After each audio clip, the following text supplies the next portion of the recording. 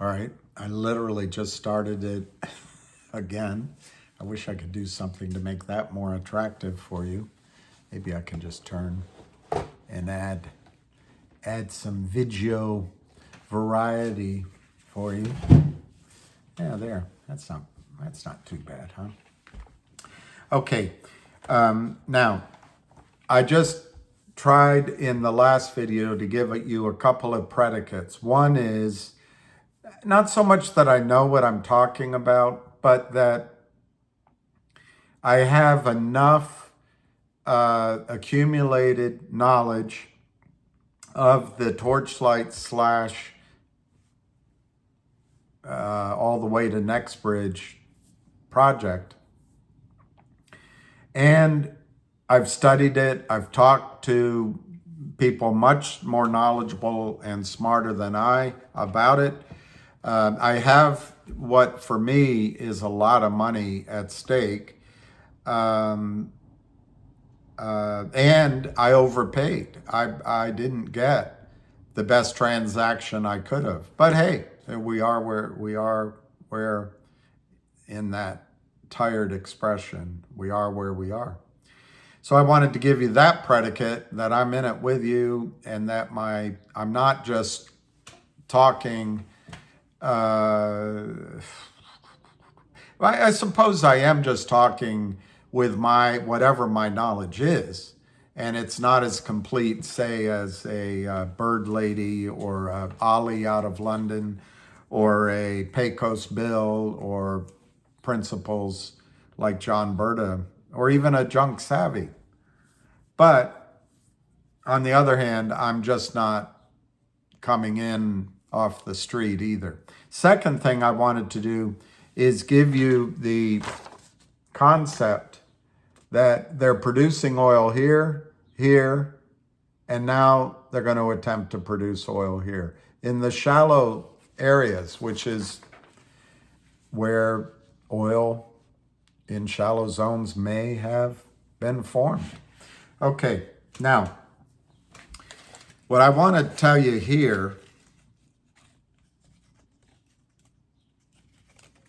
let me see how I do it.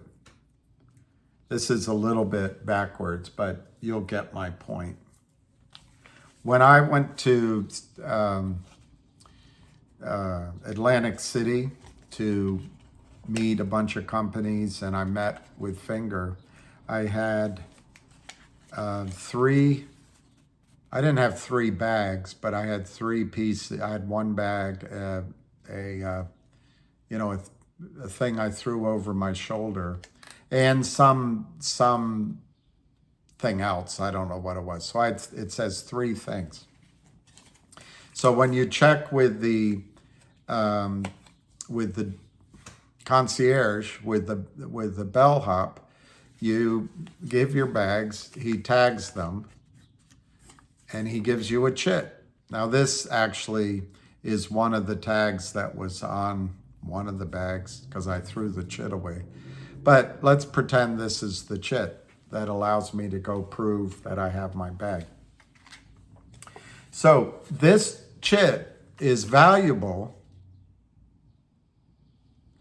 as long as my bags are identifiable and remain behind the bellhop's desk or in his closet. This chip is valuable. Now, it doesn't have a date here, I don't think.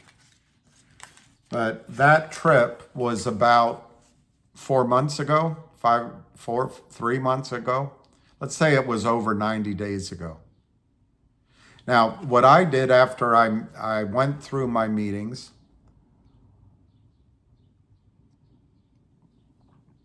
I collected my bags. So I took my chit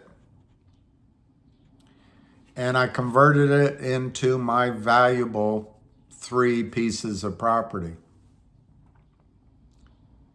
Let me read the back of that, because it's a legal concept that I think even applies to MMTLP. In consideration of the storage of the property covered by this claim check, the owner or person depositing such property understands and agrees, 1, the hotel management assumes no liability for loss, damage, or destruction of the property as a result of fire, theft, or otherwise for any property stored. 2, that there is nothing of value in the property to be stored. And if there is something of value, it shall be removed by the person depositing such property before it is turned over to the hotel. And here's the key part. The hotel will not be responsible for any items left over 5 days.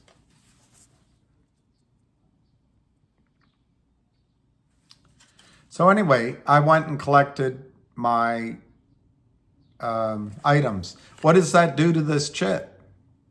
When I collected it, makes it worthless. So while I was walking around the conference, while I was eating my lunch, meeting people afterward, doing my interview, I had this chit in my pocket, or one just like it, in my pocket. And it had value because I could convert it into the assets I had at the bellhop. Right? As soon as I cash in, no value at all. Okay. Here it is. Let's just pretend that I ran into that gentleman and he said, "Oh, don't worry. There's a court case. I minored in business law. Look up the case.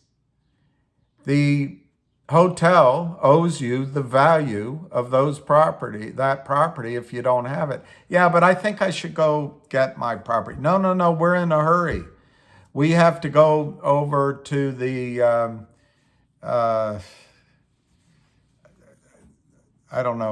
the Bellagio resort. And you got to meet these investors, and they're going to take us out on their yacht. And we're going to go up and down the intercoastal. We're going to be gone for 3 months, but you're going to meet these investors. They have a beautiful woman for you to meet. They're going to pay you, and there's great food. I'm telling you, this is going to change your life. Don't worry about your assets that you're leaving at the bellhop, because there's court cases. Look them up. No, just trust me. I mean, the hotel's going to owe it to you. If it's not there, they owe you the value of it. And if they lost it, you might be able to get 2 or 3 times the value. So don't worry about it. Come on, hurry. Let's go on the yacht. We got to get over to the Bellagio. We're running late. It's a 25-minute cab ride. So I believe this persuasive devil, and I go. So let's say 90 days later, I come back with my chit to Atlantic City, and I say 2100 Pacific Avenue, Atlantic City, and I say, "Hey, I want to get my assets." And they say, "Well, let me have a look around back." And they say, they check the numbers. Say, we don't have anything back there, sir. Are you sure you didn't pick it up before? I said, "No, I left it here, and it's valuable. I had a painting, and I had my tuxedo, and I had my expensive shoes. And I left my wallet with, $10,000 in it. And I'm trying to get it all in the record so I can start a lawsuit." He says, "Well, we don't have it." And then he calls my attention to this. He says, "Wait a minute, you didn't call us? Couldn't you have called from the yacht?" "Well, I was out of the country." "Couldn't you have called?" "You didn't call."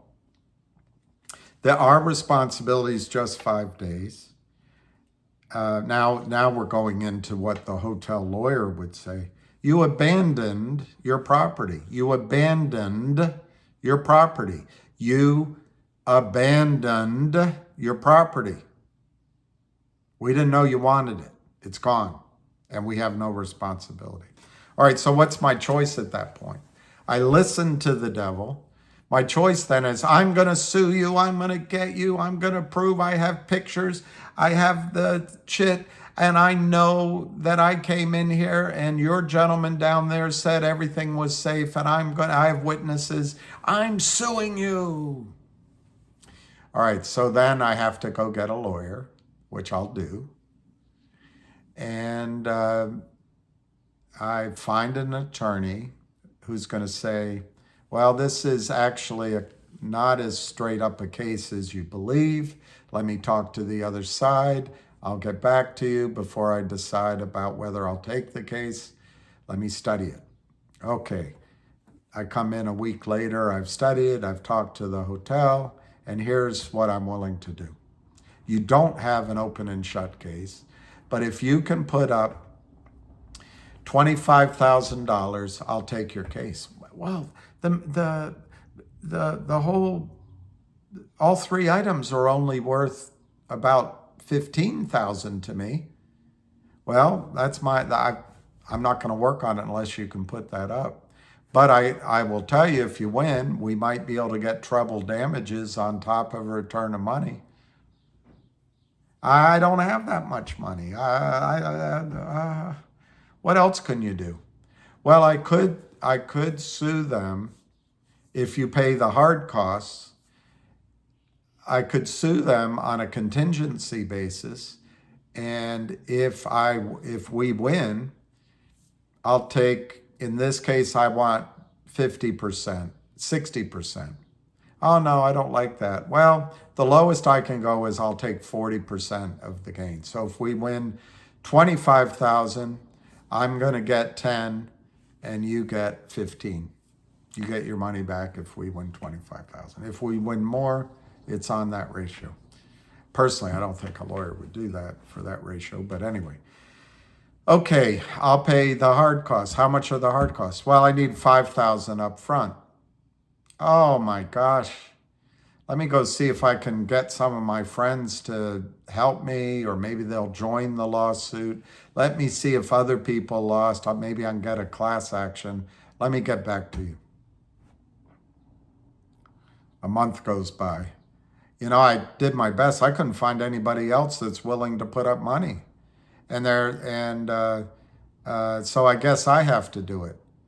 Could I just give you 2,500 and I'll let you keep 60%, I'll keep 40% because it's the principal. So the guy says, sure, but as soon as the 2,500 runs out, you have to cover the ongoing hard costs, printing documents, hiring a court reporter, travel, those things. Okay, all right, let's get going. I want to fight it. It's the principal. So he submits this to the court as evidence, submits the number, and gets started. The other side, the hotel, says, wait a minute. It clearly states that if you abandon your property, we have no liability. Well, I bet in the case of Nextbridge, the lawyers on the other side will make a similar argument with more complicated words. Anyway, the other side is well funded. They own a series of hotels. They have revenue. They have lawyers on staff, and if they need high-priced lawyers, they can afford them. And there's law to support their argument. Apparently, there's law to support our argument. But just because there's law to support our argument, and there's cases that say the hotel owe me my 3 items, I have to go into court and I have to prove it. and I have to win. And I have to file suit. It's going to cost me money. It's also going to cost time. It was implied yesterday that just because there's a court case and just because a judge made a ruling, an obscure ruling, one ruling, that somehow magically we're going to potentially get a payback for what happened with MMTLP. I don't see it. So let me just finish up on this example. As 9 months go by, a year and a half go by, the hard costs become $7,500, and then at about the, let's say the 18th month, my lawyer comes to me, your lawyer comes and says, you know what, I can't go on any further unless you give me 10 grand, because we're now at the point where I've got so much money into it. If it works, this could last another year and a half or 2 years. If it works, the costs are going to eat up my side of it. I need another 10 grand. And you're going to look at him, you're going to say, it's been 18 months already. I'm worn out. My wife left me. My daughter won't even talk to me. She says I'm obsessed with this. And I don't have it. And the lawyer said, well, I'm going to file with the court that I'm no longer represent you. You can go on it on your own. Well, okay, so the devil told me that I could get this back. There were there's precedents in the law, and I could get treble damages. He didn't define the damages. He didn't define the value. Anyway, so I don't know any of you, and I'd like each of you to ask yourselves, if you left even $1,000 worth of items with the hat check at your hotel, would you leave the hotel with the chit in lieu of your items? Would you just trust that your items would be there? Would you just trust that you could get the value of those items replaced and then just leave? Would you find that by doing that, you were being responsible or irresponsible as it related to your personal items?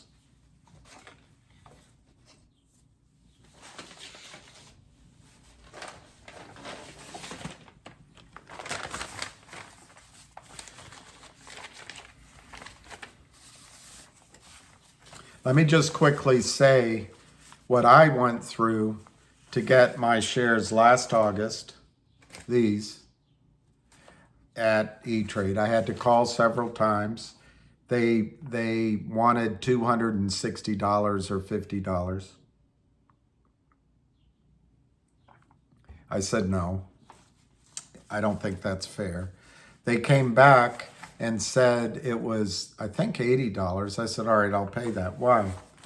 Because what E-Trade, Morgan Stanley, had is a big chunk of stock, MMTLP, at DTCC in street name.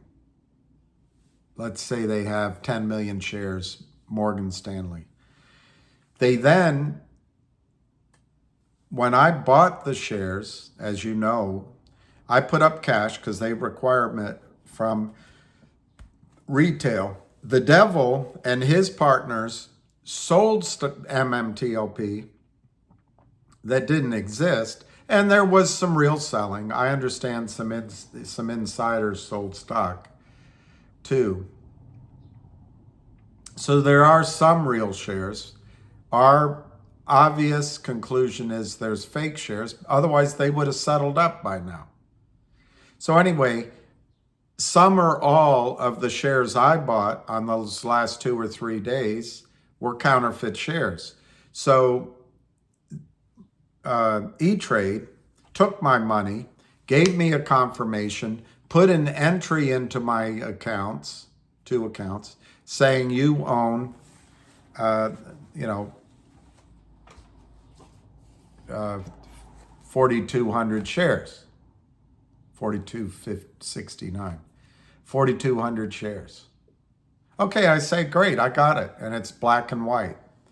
Now, the other side of the trade, they did not require delivery. They did not, all they took was the word of the criminal saying, hey, we'll deliver it later, or we located it, we borrowed it. Because their goal is to drive the stock from 8, I think it was as high as 12, down to 2 or 3, and they'll cover, or they'll never cover. And we've been through that in other videos. So,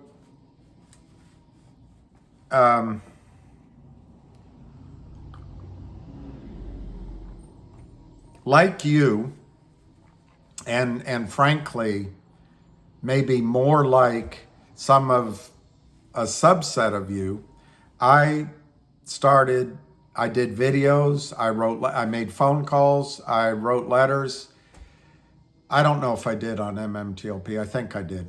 But I also went to Congress. I did videos in front of the various locations. I was there with the truck in front of the SEC. I went to Senate. I'm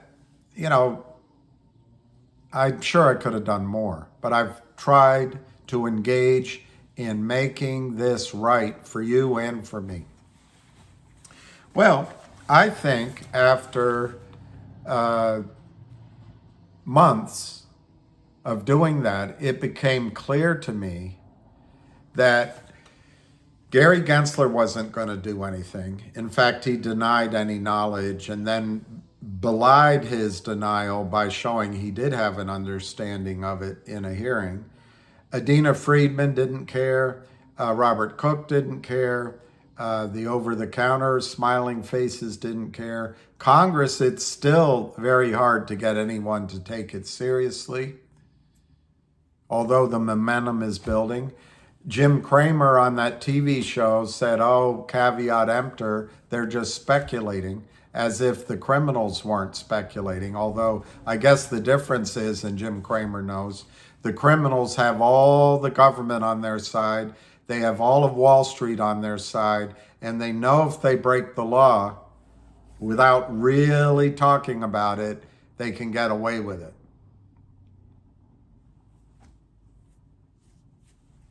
So it became clear to me that odds were Wall Street wasn't going to do anything. And I became convinced after about 9 months or so, 8 months, whatever, that I better get my shares out of MMTLP, which is just a chip. It's just a chip.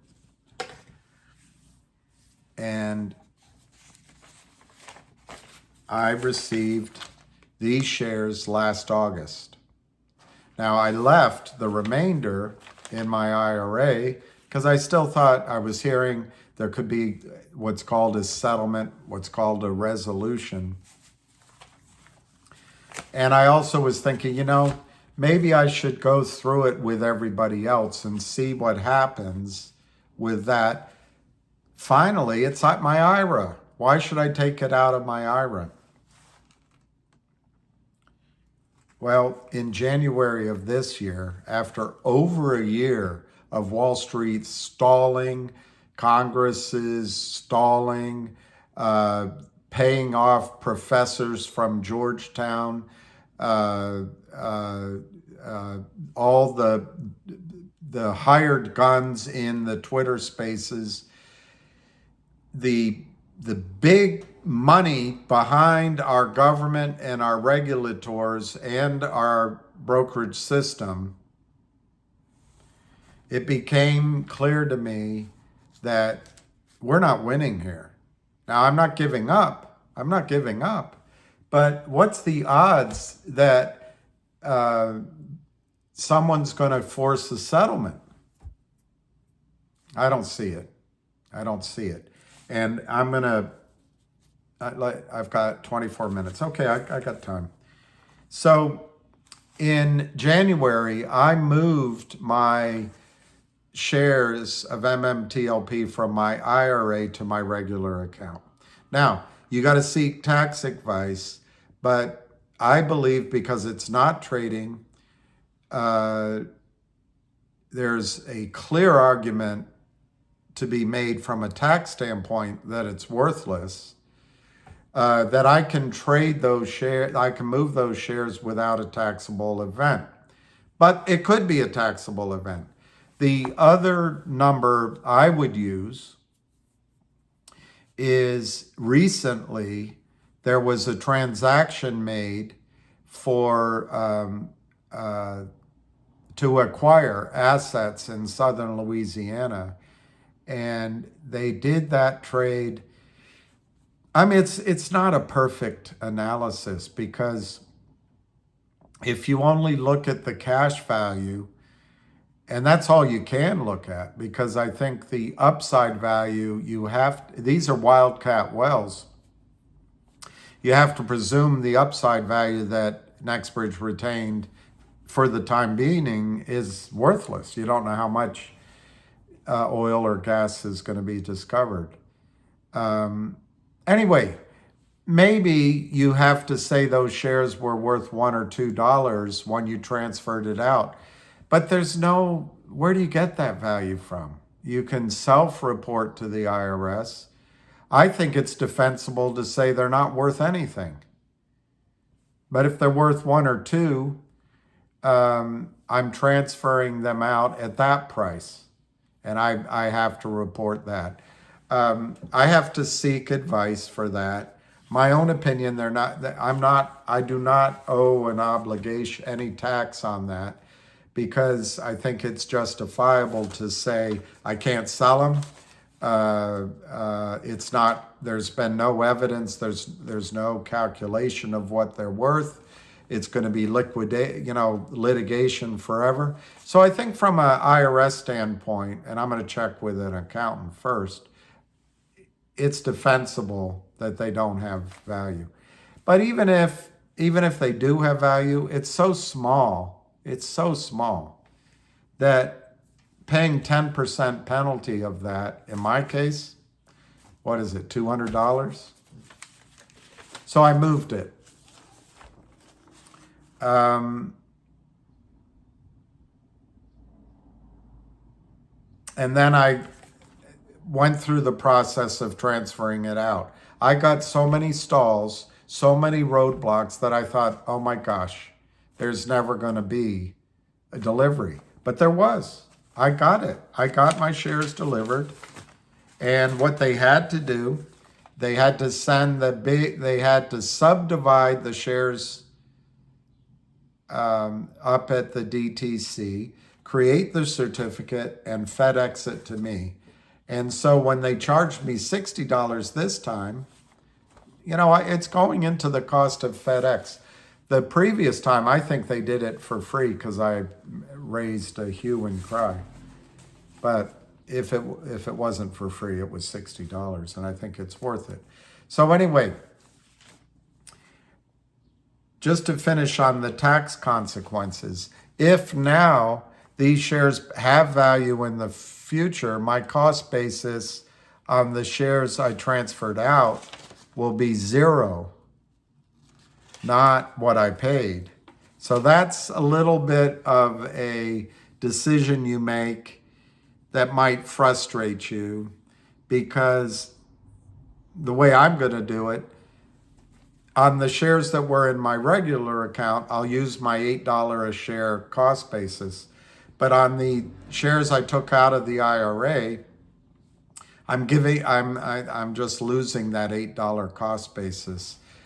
I'm going to start from zero. So if there's gains I take later on, I'm going to have to pay taxes from 0 to 8 that maybe I otherwise wouldn't. And in an IRA, you wouldn't have to pay any.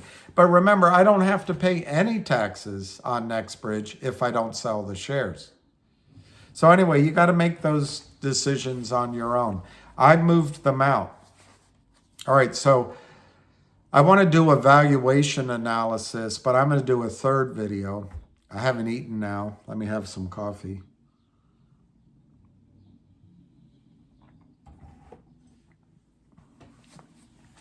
But I want to go over some of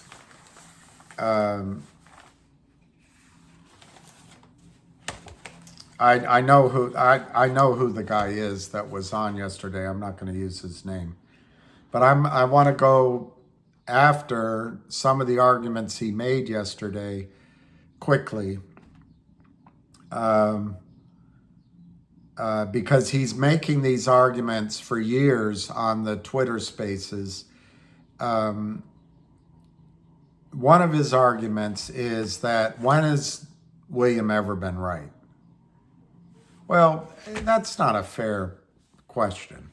I think I have been right on Finger and GTII if you're trading. As a longer term hold, I think Finger, the story's not over. I think you can say that about GTII as well, although I think GTII has round tripped. But remember, each of these things, you have to rely on others to make the right decisions. And I think for a while GTII was. Finger continues to. But then you also have to allow for that the criminals, Power Up Lending in the GTII and Alpine, the Hurries, GTII, everything on here is my opinion.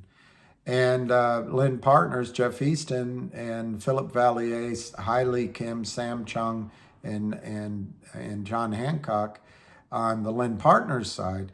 Once you take those notes, you're buried. But Finger is working it out. I'm going to be in New York tomorrow, and I'll give you an update from there. GTII, they're starting, for whatever reasons, which is human nature, they're starting to lose the plot a little bit. But I haven't given up. So anyway, I'm always wrong. I don't know about that. These are speculative trades. The stock market is not safe. These are risk-reward trades. You take a risk, you get a reward.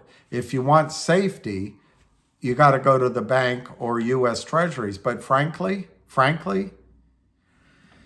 I don't think another bank went down out of Philly Friday while we were watching the Trump trial and the feud between Kim Kardashian and Taylor Swift. Another bank went down. I'm not sure banks are safe. GDP came in low, inflation high, and the Fed stuck. They're either going to keep via buying bonds like it has occurred with the Bank of Japan all these years. No one's buying U.S. Treasuries right now because of our policies, and that's gaining momentum. But hey, let's re-elect it. Nobody wants those tweets. But because of our policies, we have forced big countries with gold reserves and resources to move out of the US-based SWIFT system to IBAN, and now a new system is being created. It's called BRICS 20, as I understand it now. 20 countries are moving off the US dollar. Anyway, whatever. Let's keep doing it. We've got the highly educated, woke group, and it's time for a change. Okay, whatever. I don't want to get into the politics. What I want to say is you're getting the change you're asking for. And that change is involving, it looks like, the beginnings of a move away with an acceleration from the US dollar. Well, on top of that, our debt is going up. I'm not sure that investing in treasuries is all that safe either. So you got to judge your risk rewards. But this gentleman was saying William's never been right. Well, okay. Whatever. I've certainly been wrong. I've never claimed that I'm going to be always right. But if you're trading, there have been ideas I've given, information have given that could lead to winning trades. If you're investing for the longer term in both Finger and GTII, and those aren't the only stocks I've talked about, the story's not over. Story's not over. But there's other trends. There's other MMTLP, for example. And the story's not written. Story's not written. Now, in the Twitterati fights, this guy gave a big push that there was 2 days of trading. I stuck by my guns on that. I don't know because you can't prove it, but I don't think there will be 2 days trading. If there is, I don't think you'll get any money back. It's a disaster. It's what the shorts want. Finally, I heard on Twitter, or I was told on Twitter, that this guy and others are saying that NextBridge is going to trade. 99.9% certain within 90 days. That's not happening. Do not be fooled by that. Do not be fooled by that. It's not happening. And it shouldn't happen because that big corpus of fake shares that they moved from Torchlight to MMAT and found out they couldn't trade them really, and then they created MMTLP and they moved it there. They just want the system, as Jessica Hopper, UVA grad, wrote, they should just move it over to a publicly traded company like we always do. Well, the system is built to hide and protect counterfeit shares, destroying your wealth. Well, anyway, NextBridge isn't going to trade. Okay, the other thing he said, which is a more interesting point, he said, and I should have written them down. He said, if you move from MMTLP to NextBridge, well, you've gotten your shares and Wall Street doesn't owe you anything. If I turn in my chit and I get my items, the hotel doesn't owe me anything. If I don't turn in my chit, the argument goes, the hotel's going to owe me more than the value of my shares, my items. So I might as well just keep the chit and go on the cruise with these wealthy investors. Well, I think there's some flaws in that argument. You have to prove the value of what you lost. You have to prove that you didn't abandon your goods. You have to prove that you tried to recover your goods, I believe. And you have to go to court. It's going to cost money, as I just explained. The other side's going to throw everything at you, and it's going to take time. What's the value of my goods now versus getting the money back in 3 years? I don't know, 5 years, 8 years. The other flaw in that argument is if there's, and I'm going to do that in a different video because it's already 40 minutes. The other flaw in that argument is if there's a settlement, if there's a resolution,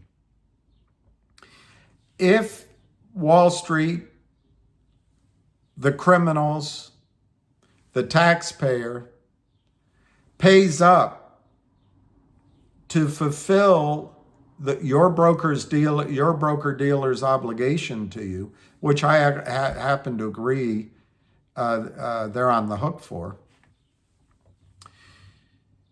If that settlement happens, ipso facto, your shares of NextBridge are going to be worth whatever that settlement is.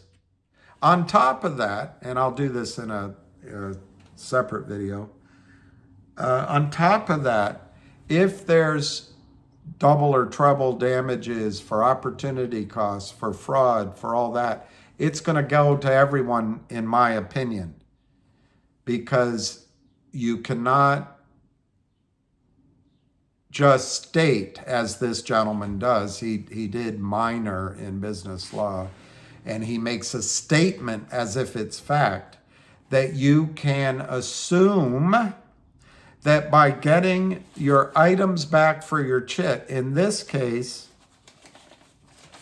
getting your shares of NextBridge for your MMTLP, that's the entire value that Wall Street owes you. I don't think it is.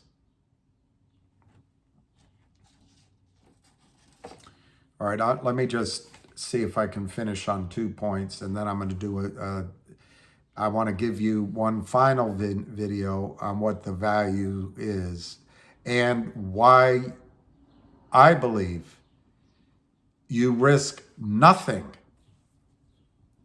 by moving to NextBridge, and you risk it all by not moving. Now, there might be a little nuance in there, which we'll talk on the next video, but the devil is telling you not to protect yourself, and I think that's crazy.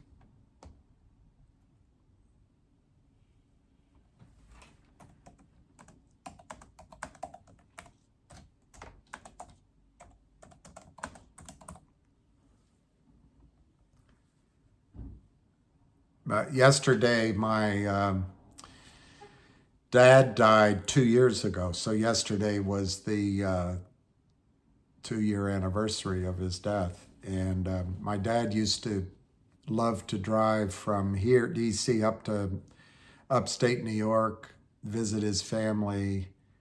And I'd be in the back. My brother and sister would be there, and Dad would sing as we would go. And one of the songs he would sing is Cool Water. All day I've faced a barren waste without the taste of water, cool water. Old Dan and I don't have the right key, with throats burned dry and souls who cry for water, cool, clear water. My dad had a great voice.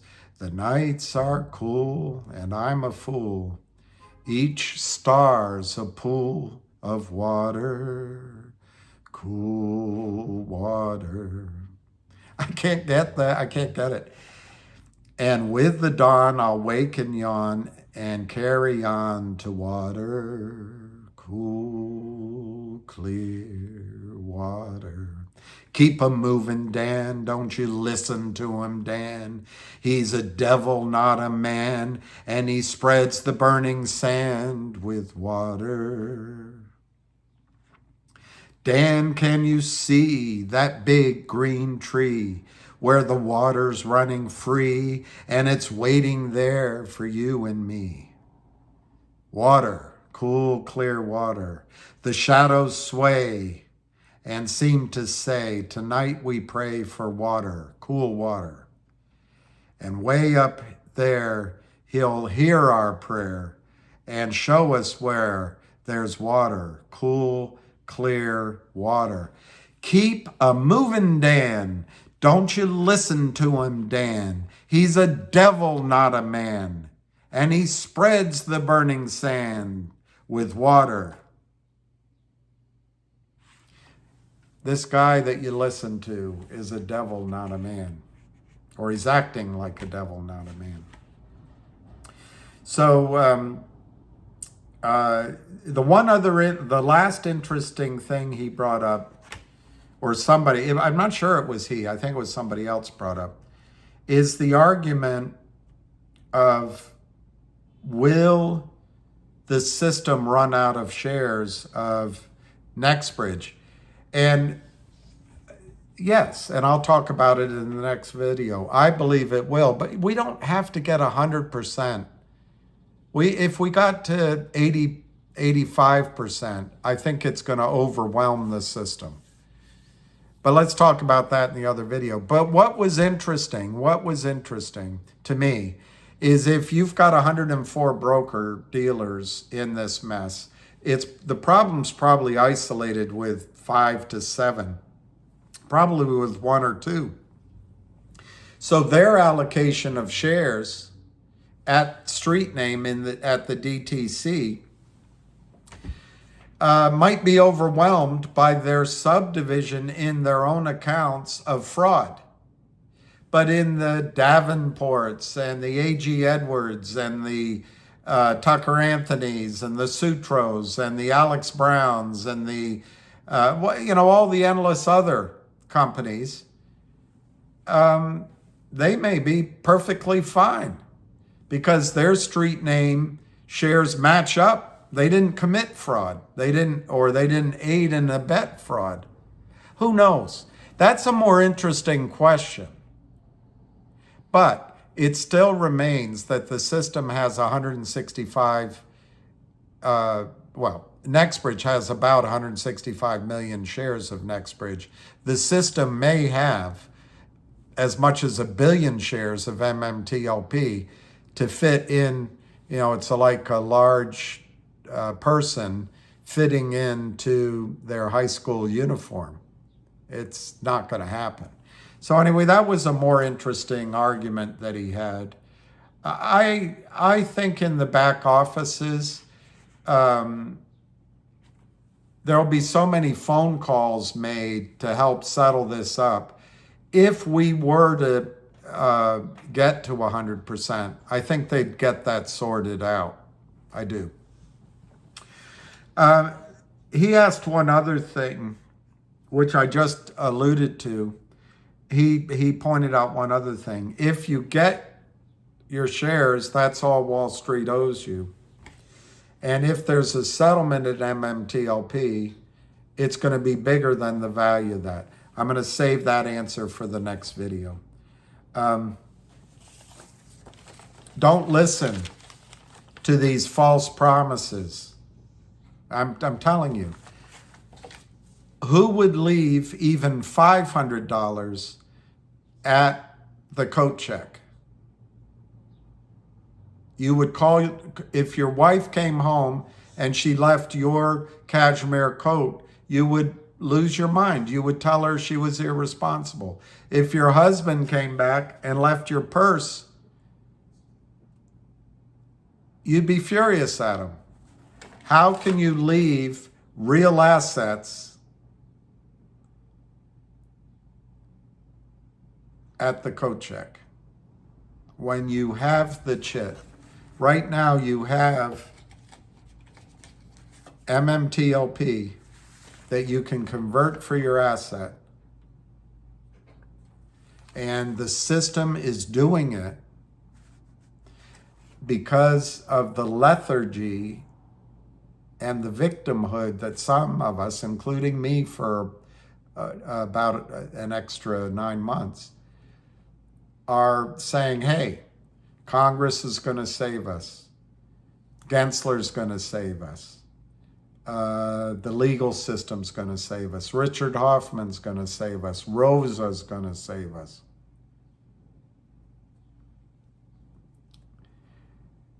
You have the chit to go make sure you have your purse, to go make sure you have your cashmere coat, to go make sure you have your asset. Go get your asset. Turn your chit in for a real asset. Now, in the next video, we can talk about lawsuits, settlement, and value. But don't abandon your asset. Go on record that this asset is valuable to you. Go get your asset. All right. Thank you for tuning in. I'm going to start another video after I have make some more coffee and after I have a piece of toast. So See you in 15 minutes. Cheers.